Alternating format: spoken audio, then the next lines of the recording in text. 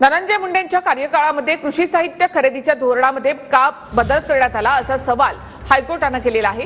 राज्य सरकारकडे या संदर्भात स्पष्टीकरण मागण्यात आले।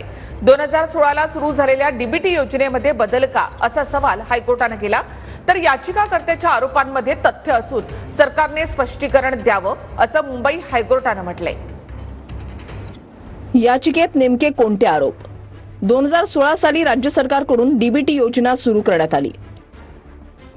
डीबीटी योजनेमध्ये कृषी साहित्य खरेदीसाठी शेतकऱ्यांच्या खात्यावर अनुदान दिलं जात होतं। 2023 ला धनंजय मुंडेंच्या कार्यकाळात डीबीटी योजनेमध्ये बदल केला गेला। योजनेमधील बदलामुळे कृषी विभागानेच कृषी साहित्याच्या खरेदीला सुरुवात केली। कृषी साहित्यामधल्या स्प्रे पंप खरेदीसाठी 1,500 रुपयांप्रमाणे 80 कोटी 99 लाखांचा निधी दिला जाणार होता। शासनाने 80 कोटी 99 लाखांच्या ऐवजी 104 कोटींची रक्कम खर्च करून स्प्रे पंप खरेदी केले।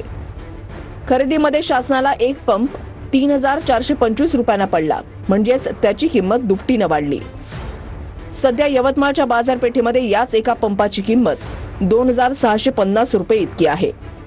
शासनाने 3 लाख पंप खरेदी करून सुद्धा एका पंपाची किंमत 775 रुपयांनी वाढली। शासनाकडे कमी किमतीत पंप विकत घेण्याची संधी होती, मात्र जास्त किमतीमध्ये खरेदी करण्यात आली। शासनाने खरेदी केलेल्या पंपांची किंमत वाढली कशी, याचिकाकर्त्यांनी हा सवाल केलाय। किंमत वाढली, मग योजनेच्या नियमामध्ये बदल का केला, असा याचिकाकर्त्यांचा सवाल आहे। याचिकाकर्त्याच्या आरोपामध्ये तथ्य आहे, सरकारने स्पष्टीकरण द्यावं असं कोर्टाने म्हटलंय। शासनाने 103 करोड रुपयाचे स्प्रे पंप विकत घेऊन शेतकरी लाभार्थ्यांना देण्याचा निर्णय घेतलेला आहे।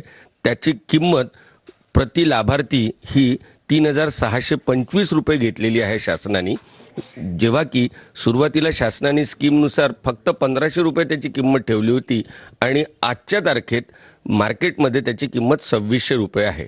सर, कोर्टाचं काय म्हणणं आहे? कोर्टाला हे लक्षात आलेलं आहे की इतक्या हाय कॉस्टमध्ये शासन का विकत घेत आहे।